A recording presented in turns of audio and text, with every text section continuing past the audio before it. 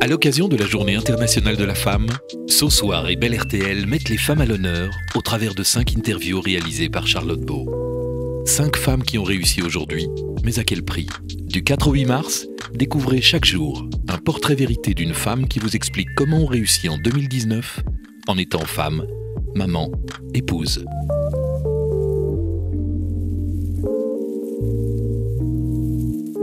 Bonjour, c'est Charlotte Beau pour une interview où on se dit tout. Une interview où il n'y a pas de tabou avec la plus française des humoristes belges. Elle cartonne dans l'Hexagone et depuis son succès en France, eh bien, vous la suivez. Si. Véronique Gallo est avec nous. Bonjour. Bonjour. Véronique Gallo. Je suis assez fière et assez ravie de vous accueillir aujourd'hui parce que on a beaucoup de choses à dire sur les femmes et vous vous confiez souvent sur la femme. Est-ce que vous avez toujours osé? Est-ce que c'est l'audace qui vous a permis d'en arriver là? Alors je pense en tout cas, l'audace je l'ai pas eu tout de suite. C'est vrai que jeune fille, j'étais plutôt très raisonnable, mais avec des grands rêves intérieurs que je criais haut et fort, mais que je n'osais pas nécessairement assumer. Je vais dire qu'il a fallu attendre la trentaine pour que je m'autorise à aller vers qui j'étais, mais après, est-ce que je suis une audacieuse? Oui, je pense quand même. Culottée, je dirais. Je suis plutôt culottée. Est-ce que vous avez envie que votre parcours aide d'autres femmes à oser?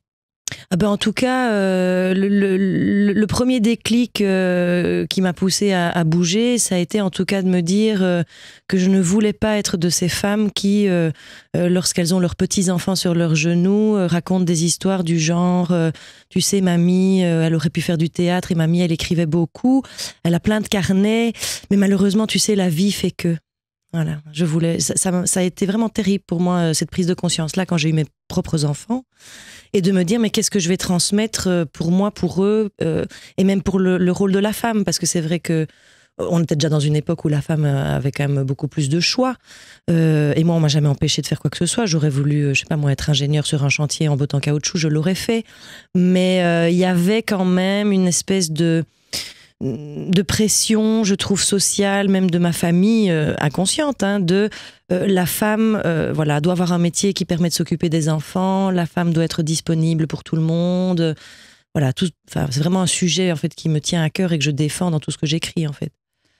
Est-ce que, quand vous venez au monde le 27 octobre 1976 à Liège, est-ce que déjà, vous avez cette niaque incroyable et cette envie de réussir? Oui, ça j'ai toujours eu.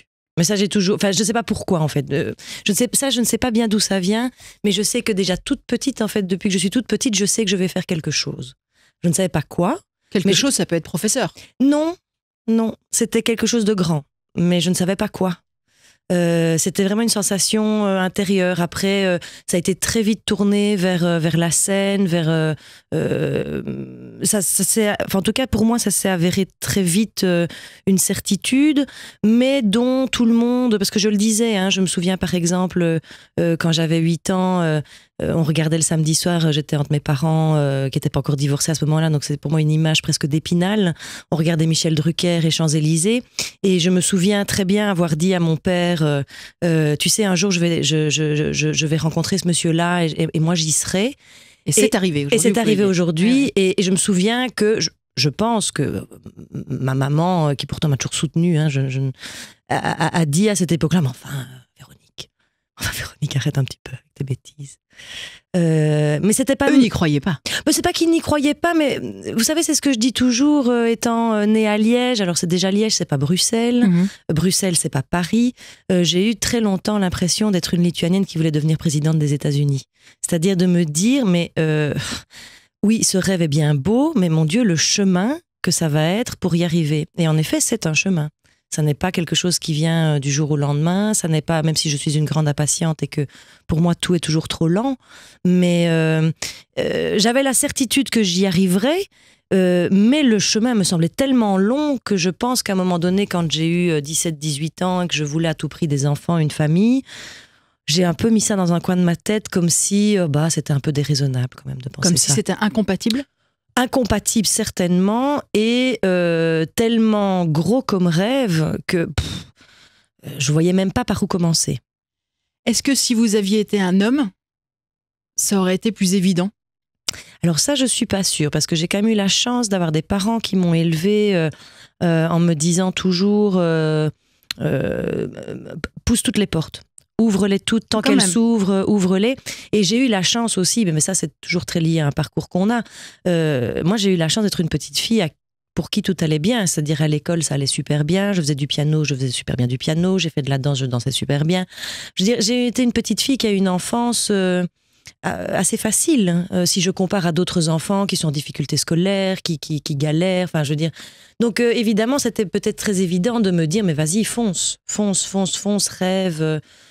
Voilà. Maintenant, de là à dire qu'il s'imaginait que j'en arriverais là, voilà, mon père qui est décédé depuis longtemps, je pense que de là-haut, il doit être très content. Il n'a pas vu tout ce parcours-là, mais c'est lui qui m'a, en tout cas, c'était un ambitieux, mon père. Donc, puis on venait d'une condition ouvrière, enfin, je veux dire, mes grands-parents paternels étaient italiens, immigrés. Il y avait une honte quand même d'avoir été... Enfin, mon père était très honteux de sa famille, une famille un peu de moins que rien, de gens qui ne parlent pas bien le français. Donc lui, il a mis un attachement énorme à surtout avoir l'air belge, à maîtriser le français parfaitement, avec une orthographe irréprochable. Enfin... Véronique, ça veut dire qu'à l'époque, quand vous enseignez, c'est votre premier métier, c'est déjà super bien. Ah oui, je suis la première de ma famille à avoir fait l'université. Ouais. Et c'est aussi pour ça que j'ai choisi ça, parce que je sais que... alors j'ai eu la chance de partir 1 an aux États-Unis après ma réto, donc mes parents m'ont encouragée, ça c'était mon premier grand rêve, parce que je voulais aller aux États-Unis, je voulais parler anglais, ne me demandez pas pourquoi, mais voilà. J'avais ça dans la tête, on n'arrivait pas à me le retirer. So you speak English? So I speak English, yes. And I love it. Quand je suis rentrée des États-Unis, j'étais déjà dans mon rêve de théâtre, donc je voulais faire le conservatoire. Alors, vous avez quoi? Vous avez 20 ans à ce moment-là? J'avais même pas, parce que vu que je suis née fin octobre, en fait, je suis partie à 17 ans et j'ai fêté mes 18 ans là-bas, donc je suis rentrée, j'avais 18 ans et demi, donc je veux dire, ça va. Et là, à cette époque-là, je sais bien que j'en ai parlé à mes parents. Et mon père, je me souviens, m'a dit « Oui, mais bon, écoute, c'est comme un métier où il y a beaucoup d'appelés, peu d'élus. » L'idée était précise déjà? Vous saviez ce que vous vouliez faire exactement? Oui, moi, faire rire. Moi, je voulais... c'est pas faire rire, non. Je voulais raconter des histoires. C'est ça. Et je voulais la carrière de Muriel Robin, mais avec aussi des rôles dramatiques. En fait, ce que Muriel Robin dit même aujourd'hui elle-même, c'est-à-dire on m'a mis dans une case et j'ai été un peu obligée d'y rester. Muriel Robin m'a vraiment fait beaucoup rêver pendant mon adolescence, mais aussi Valérie Lemercier, Agnès Jaoui, enfin toutes ces femmes qui avaient tout à coup un point de vue, qui écrivaient, qui jouaient, qui montaient sur scène. Ça fait combien de temps que vous réalisez que vous êtes humoriste, auteur, et que vous réussissez? Alors, depuis... alors, que j'en ai conscience, j'ai envie de dire, ça fait vraiment 4 ans que j'ai conscience de ce que j'ai fait. Voilà. Avant ça, même si j'avais déjà fait 3 spectacles, j'ai toujours eu l'impression de ne pas être reconnue dans ce que je faisais, d'être le cul entre 2 chaises. Pourquoi ? Parce que j'ai creusé un sillon qui n'existait pas et que je ne fais pas du sketch et que je suis différente et que je ne... Et donc pendant longtemps, les professionnels qui venaient me voir au théâtre, alors les professionnels de l'humour me disaient « Oh là là, c'est bien, mais... » Il faudrait faire de la vanne, quoi. Enfin, un peu de la vanne, quoi. Fais une vanne toutes les minutes, en fait. Tu dois faire une vanne toutes les minutes, c'est ça, ce sont ça les codes. Tandis que vous racontiez une histoire. Moi, je racontais une histoire, donc c'était un fil tendu avec un personnage. Et alors, les professionnels de théâtre, que j'admire quasi plus, parce que moi, mon parcours, il est littéraire, donc évidemment, je suis une grande fan de théâtre intellectuel, me disaient oh, « C'est vraiment drôle, hein, mais c'est quand même un petit peu trop drôle pour nous. » Et ça ne plaira pas à notre public, c'est trop drôle pour notre public. En fait, vous étiez entre deux. Oui. Ah oui, j'ai été entre deux longtemps, jusqu'à ce que j'ai l'immense chance de croiser sur ma route un moine zen, parce que j'ai cherché un coach professionnel à un moment donné, et je suis tombée sur ce moine zen qui m'a regardé droit dans les yeux et qui m'a dit « Mais quel beau sillon, et on va creuser celui-là. » Donc il vous a accompagné pendant 2 ans, ouais. Ce moine à peu près. Oui, tout à fait. Ça veut dire quoi? C'est quelqu'un qui vous a donné l'équilibre nécessaire à ce moment-là? Ah ben, c'est-à-dire que c'est quelqu'un qui m'a... totalement désappris à penser avec ma tête et qui m'a réappris à ne penser qu'avec mes tripes. Ça voulait dire arrêter de se prendre la tête, arrêter d'être ça tordu. veut dire ne suivre que sa petite voix. Pour tout, hein. Si j'ai pas envie d'aller à un souper, je n'y vais pas, par exemple. Et pourquoi vous pensez autrement? Parce qu'on est conditionné? Oui, parce que je pense qu'on est conditionné, qu'on est dans un système occidental où on est dans un raisonnement logico-mathématique, c'est-à-dire qui est tiré à la fois de notre éducation et à la fois de ce qu'on nous a enseigné et de nos expériences. Et donc, on ne fait que des raisonnements mentaux longs, avec des déductions. C'est très féminin. C'est très féminin. Alors c'est encore plus féminin, oui, une pensée constante. Et c'est ça aussi qui m'a appris, parce que moi j'étais une grande anxieuse avec une pensée non-stop que j'arrivais même pas à faire taire. Et donc j'ai beaucoup appris avec cet homme-là, oui.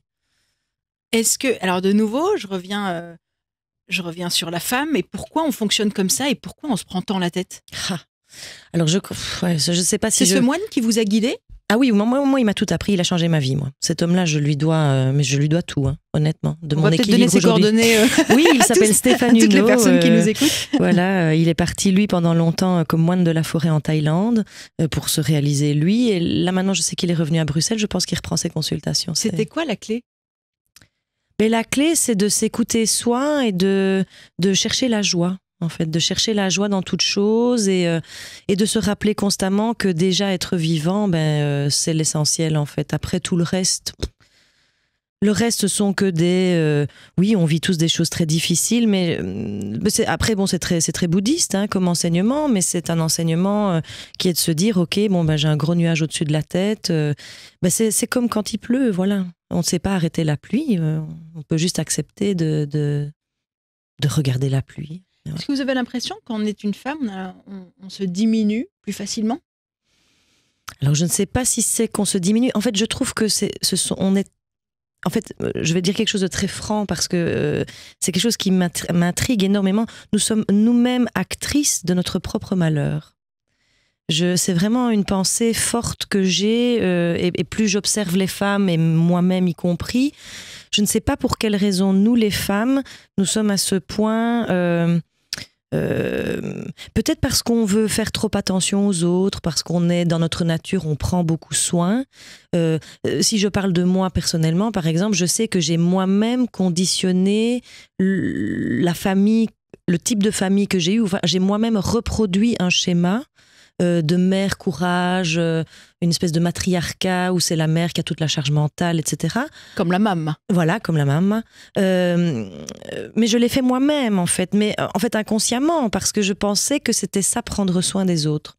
Et jusqu'à ce que je rencontre ce moine qui m'a dit, mais regardez un petit peu comment ça se passe dans la nature. Observez par exemple la mère lionne. La mère lionne ne s'occupe de ses enfants que quand elle a mangé elle-même. Et c'est d'ailleurs elle la première qui mange. Parce que si elle n'a pas à manger, elle ne sait pas s'occuper, elle ne sait pas chasser, elle ne sait pas faire tout ce qu'elle doit faire. Donc, on nous enseigne à nous les femmes qu'il faut d'abord prendre soin des autres et puis prendre soin de nous. Or, c'est dans le sens inverse qu'il faut fonctionner. Et comment on change, c'est pas si facile non plus. Ah non, c'est pas facile. Ah bah non, faites comme ça. Oui, on est tellement faites comme ça et la société nous renvoie tout le temps à ça et nos enfants nous ramènent tout le temps à ça aussi. Mais je pense que c'est un apprentissage de toute une vie. Je pense que c'est quelque chose, après c'est une direction qu'on peut prendre et où on peut se dire, voilà, tant que je ne suis pas bien avec moi-même et rempli moi, c'est pas de l'égocentrisme, hein. Honnêtement, en fait, quand on fonctionne comme ça, du coup, on se dit, mon Dieu, je ne pense qu'à moi. Pas du tout, en fait. Parce qu'en fait, après, on est tellement bien qu'alors on donne vachement plus. Autrement. Et vachement mieux, oui, mieux.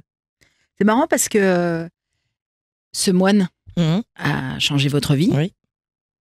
Kev Adams a contribué à changer ma vie. Et ce sont des hommes, tout ça. Voilà, Jean Lambert, qui me met en scène depuis 10 ans, a changé ma vie. C'est hasard? Ah non, j'ai rencontré des hommes extraordinaires. J'ai rencontré très peu de femmes qui ont changé ma vie. C'est bizarre. Comment ça se fait? Je sais pas. J'ai rencontré c'est tous des guides qui étaient des hommes. J'ai pas eu de femmes guides. C'est bizarre, hein? Je sais pas pourquoi. Pourtant, il y a plein de femmes que j'admire, plein de femmes... je sais pas. Honnêtement, c'est vrai que je me suis jamais posé la question. C'est vrai que ce sont que des hommes. Après, peut-être que c'était de ça dont j'avais besoin. Je sais pas. Ils ont nourri mon côté masculin. Moi, je me suis toujours sentie très homme à l'intérieur de moi. C'est très bizarre. Je sais pas. Je suis persuadée que dans une autre vie, j'étais un homme. Mon Dieu. Voilà, oui, ça me tracasse pas du tout. Je suis très guerrière, en fait. Très, voilà. J'ai des impulsions d'homme. J'ai une énergie d'homme. Comment ça se manifeste comment? Je trouve que je développe, même dans mes ambitions, dans ma carrière. Alors après, c'est peut-être pas homme, c'est masculin. Je veux dire, j'ai des qualités masculines, en fait. Et est-ce que c'est pas nécessaire? Du coup, si, je pense. Ça, je crois clairement que si j'étais pas quelqu'un qui tape du poing sur la table et qui défend son morceau de beefsteak, je pense que je ne serais pas là où j'en suis. Ça, c'est intéressant, parce que ça veut dire que... Voilà, ça veut tout dire par rapport à la condition de la femme. Ça veut dire que quand même, quand on est un peu plus mec, c'est-à-dire qu'il faut, en tout cas, il faut activer une part masculine. C'est quand même un milieu...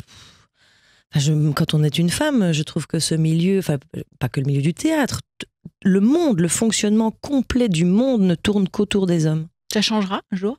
Ça j'espère. J'y travaille. Mais peut-être pas tout de suite. Hein. Je ne suis qu'une goutte d'eau dans l'océan, mais j'espère, oui, que ça va changer. Oui.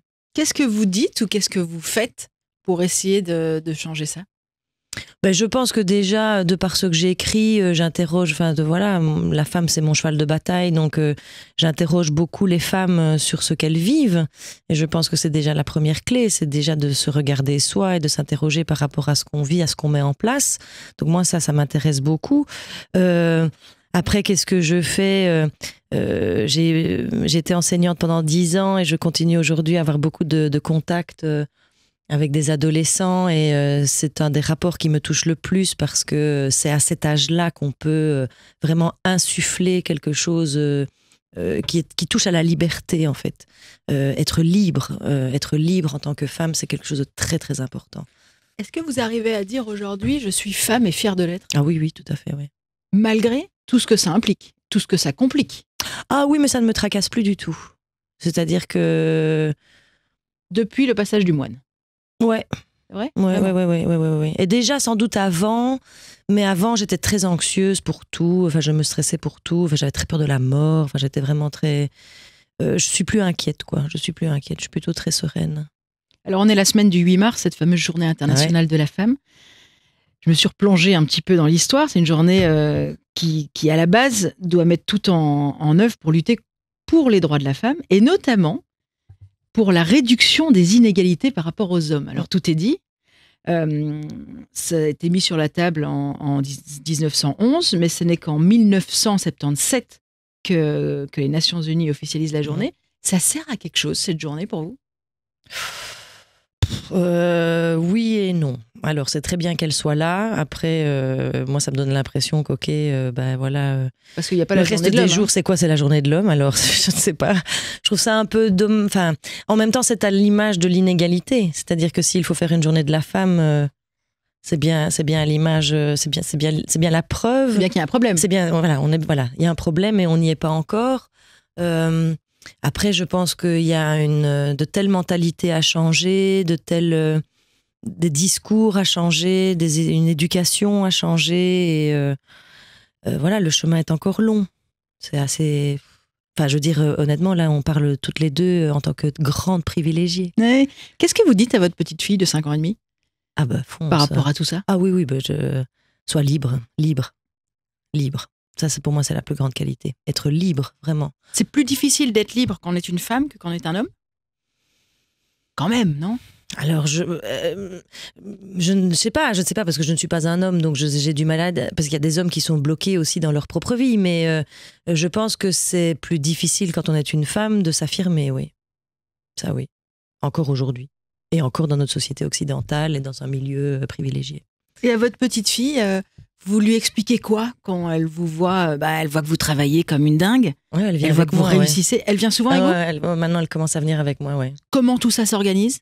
Un planning de fou? Un planning de fou, pour vous donner un petit résumé, par exemple, le week-end, il y a quelques temps, j'ai joué 2 soirs du côté de Paris, en province, vraiment près de Paris. Donc j'ai la chance qu'elle soit en 3e maternelle, donc les instits ont été OK pour que je la retire le vendredi à midi. Elle a pris le Thalys avec moi, on est allé en taxi jusqu'à la salle, elle fait tous les réglages lumière avec moi, elle court, elle fait l'avion sur le plateau, elle se met dans la lumière, elle va parler avec l'équipe. Elle a compris, elle sait ce que vous faites. Très contente, elle est très contente. Et puis alors je lui avais promis que si elle était bien sage, nous passerions la journée du samedi à Disney.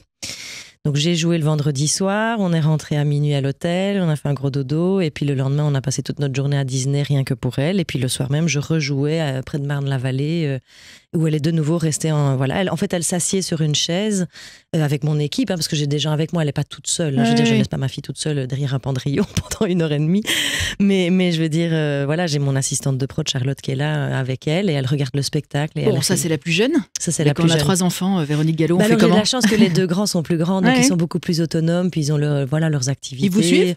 Ils me suivent, ils regardent, ils sont très attentifs à ce que je vis, mais ils viennent moins me voir. Ils sont venus voir le spectacle, ils viennent voir chaque spectacle, ils le voient 3 ou 4 fois. Maintenant, je veux dire, c'est pas nécessairement leur kiff de venir voir leur mère. Ils sont grands, c'est des garçons. Et puis ils sont à un âge, je trouve, où là, ce qui compte vraiment, c'est qu'est-ce qu'on mange ce soir. Ouais, c'est ça. Voilà. C'est quoi la recette miracle de l'anti-culpabilité, Véronique Gallo? Parce que moi, je l'ai pas trouvée encore celle-là. Moi non plus. Alors ça, c'est mon gros cheval de bataille, c'est que je m'auto-culpabilise toute seule. En fait, c'est incroyable. Je pense que si j'avais un fouet, je m'auto-flagellerais sur la place publique régulièrement.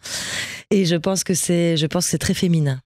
Parce que je pense vraiment que les hommes n'ont pas du tout ça. Et c'est un truc... ils ont ni ce problème, ni les contraintes aussi. Ils n'ont pas les contraintes, mais vous savez... C'est bien, on en profite, on est entre nous là. Oui, tout à fait, mais il y a une vraie réalité. Un père qui est parti, un père qui est absent, un père qui travaille, c'est un héros. Une mère qui travaille, une mère qui est absente, c'est un manque. Oui, et il y a quelque chose là... Mais auquel je crois, en fait. En plus, c'est ça le pire, c'est que je crois. On est convaincu. Parce que je sais pas, parce que ça doit être inné en nous de porter ces enfants jusqu'à l'âge adulte. Après, moi, je passe mon temps à me répéter, de toute façon, ces enfants ne m'appartiennent pas. Mon but, c'est juste de les guider. Je suis là comme guide. Je fais du mieux que je peux. Mais ça ne m'empêche pas, honnêtement, de culpabiliser. J'en pleure régulièrement. D'ailleurs, vous avez dû le remarquer, même si on se sent pas trop coupable d'un seul coup, on a géré. On nous le rappelle. Oui, tout à fait. Et la société nous renvoie. Enfin, moi, c'est la première chose que tout le monde me dit, par exemple, quand je croise des gens. C'est et ça va avec les enfants? Et comment est-ce que tu fais avec les enfants? Mais et les enfants alors? Ça énerve quand même. Non? Mais ça énerve. Oui. Quand même. Oui, ça énerve, mais en même temps, tout le monde est là-dedans. Enfin, je veux dire. Moi, je suis un peu agressive quand on me pose 2-3 fois la question. Parce qu'ils s'en foutent ces gens qui vous posent la question. Ils s'en moquent ces gens. Pourquoi ils nous demandent ça? Oui, je sais pas. Moi, je réponds toujours la même chose. Je réponds, vous savez, si j'étais infirmière et que je faisais les gardes de nuit, il n'y a personne qui me poserait la question. Et si j'étais médecin généraliste et que je travaillais tous les soirs jusqu'à 21h dans mon cabinet et que j'étais pas là, je sais pas. Moi, je crois que si vous étiez un homme, on vous poserait pas la question. Ah non, ça, si j'étais un homme, on me poserait pas la question. On dirait, il travaille beaucoup, quelle carrière extraordinaire, mais c'est formidable ce qu'il fait. Oh là là, oh oui, vous partez un petit week-end, oh, c'est formidable. Oui. Non, ça on dira jamais ça à une femme. Moi, je me souviens très bien qu'au début, en 2005, quand j'ai pris conscience que je voulais revenir vers le théâtre, etc., je me souviens, en 2005, je m'étais inscrite à un stage de théâtre à l'Acadété à Neuchâteau. C'était un stage résidentiel d'1 semaine. Je pense que quand je l'ai annoncé à ma famille, à mon entourage, tout le monde m'a dit « Ah bon? Mais attends, mais tu vas laisser tes enfants et ton mari pendant 1 semaine ?» Ils avaient quel âge à l'époque? Ils avaient... avec 2. Ouais, mon deuxième avait 1 an et mon premier... Mère indigne. Mère indigne. J'avais accouché 1 an plus tôt, et mon premier avait 4 ans. Parce que c'est pas bien vu d'être ambitieuse quand on est une femme, en fait? Mais parce que c'est tout à coup, mais quel était l'intérêt puisque je suis censée être comblée par ma famille? C'est ça. Parce qu'en fait, c'est ça le message qu'on véhicule. C'est que faites des enfants et ça vous comblera entièrement. Alors évidemment que c'est magnifique d'avoir des enfants. Moi, j'aurais été très triste de ne pas en avoir et j'aurais été très mal. Mais ça ne comble rien du tout. Ça veut dire qu'il faut un petit côté rebelle quand on est une femme pour oser et être mère et être chef d'entreprise ou réussir dans la vie. Ah oui, ça je pense, oui. Et il faut être bien entouré. Et c'est le cas? Ah oui, moi je suis bien entourée, oui. C'est ça aussi la clé? Oui. Voilà, ouais. Enfin, en tout cas, après j'ai la chance d'avoir eu un modèle de mère qui elle-même, était kinésithérapeute, avait créé son propre cabinet. Enfin, je veux dire, donc était déjà une indépendante et qui a été énormément épaulée par ma grand-mère paternelle. Et ma mère reproduit avec moi donc en fait ma mère est très importante dans mon écosystème familial parce qu'elle est très présente pour mes enfants quand j'en ai besoin. Donc c'est une vraie chance, ça. C'est ce que tout le monde n'a pas. Vous diriez que c'est plus difficile de réussir quand on est une femme parce que quoi? Parce qu'il faut plus d'acharnement, plus de talent, plus de patience, gérer l'injustice, avoir plus de chance? Parce qu'il faut plus de tout. Il faut plus de tout. Il faut plus de tout. Enfin, faut plus de couilles que les hommes. Il faut plus de excusez-moi pour le gros mot, mais il faut plus de culot. Il faut plus d'affirmation. Il faut se battre. Il faut. Après, je pense que quand c'est juste, moi, ça ne m'a pas pesé. À aucun moment, ça ne m'a pesé. Je me suis jamais sentie dans un système où je vivais des injustices. D'accord, jamais vous étiez face à un producteur ou un réalisateur qui vous a fait comprendre que si vous étiez gentil et à la limite conciliante sur d'autres points, il pourrait vous aider? Non. J'ai une petite pensée pour Harvey Weinstein comme ça. Oui, pour un hashtag MeToo, non, j'ai cette chance-là, je n'ai jamais rencontré d'homme comme ça. Ouais. Non. Vous avez une anecdote qui nous exposerait aujourd'hui le fait que, ça n'a pas toujours été facile, quoi. Il fallait peut-être se battre un peu plus qu'un autre. En tout cas, c'est-à-dire que c'est pas qu'il faut se battre plus, mais c'est que là, en tout cas dans mon métier très particulier, qui est le monde de l'humour, qui est un monde dominé entièrement par les hommes, parce que bizarrement avec les hommes on peut rire de tout, mais avec les femmes non. Pourquoi ? Parce qu'une femme ne il y a déjà quelque chose de très bizarre avec le physique de la femme. C'est-à-dire que une femme sur un plateau peut incarner un objet de désir, alors que, pour les hommes, je veux dire, alors qu'un homme sur un objet de plateau, pour les hommes qui sont dans la salle, n'incarne rien du tout. Donc il y a déjà cette barrière-là à dépasser. Il faut sortir de il y a que les moches qui font rire, il y a vraiment une espèce de notion comme ça par rapport à l'humour qui est très complexe. Et puis surtout la vraie réalité de mon métier, c'est que pour un plateau d'artistes, banal, où on fait une soirée de gala où il y a 10 humoristes, il y a 2 femmes, et pas parce qu'il y en a moins. Alors pourquoi ? Parce que je pense que, il y a encore une culture... Pas parce qu'elles sont moins drôles, pas parce qu'il y en a moins. Moi, c'est très bizarre. Je suis toujours très, très, très surprise d'avoir... parce que j'ai quand même maintenant beaucoup d'hommes qui viennent me voir en spectacle et qui me disent en sortant du spectacle « Oh, j'ai vraiment adoré, mais alors qu'est-ce que j'ai ri ?» Ils sont surpris. Oui. Et donc, je dis toujours, mais ça n'est pas, c'est pas parce que je suis une femme qu'on ne peut pas. Oui, non, mais vraiment, je m'attendais pas. En fait, je sais ma femme qui a pris des places, elle voulait à tout prix venir vous voir. Bon, je suis venue un peu en me disant, oh là là, qu'est-ce qu'on va aller voir ? Ah non, j'ai vraiment beaucoup ri. Mais ils sont surpris, quoi. Enfin, je veux dire, mais c'est un peu bizarre quand même. Bon, et alors, c'est quoi le rêve ultime de Véronique Gallo ? C'est Gad Elmaleh a fait New York. Ah, ça, c'est pas mon... Oui, mais c'est un très beau parcours. Est-ce que you speak English ? Oui, bien sûr, mais non, le rêve ultime, c'est le cinéma, oui. C'est plutôt le cinéma. Ou jouer en anglais, ça, j'adorerais, faire des scènes en anglais, ça, je serais... ça me plairait beaucoup, mais encore plus que la scène, c'est le cinéma. Alors justement, on va terminer en anglais cette interview. Vous diriez que cette interview, elle est so what ? Elle est so sincère, so cruelle, so chic, so what ? No, it's great. It's a great idea. Thank you. Such an interview. Thank you, Véronique Gallo. Thank you so much. Merci. Et bonne chance pour toute cette tournée. Merci à vous. Jusqu'à juin, puis l'année prochaine, puis l'année d'après. Ça n'arrête pas. Bonne chance. Merci beaucoup.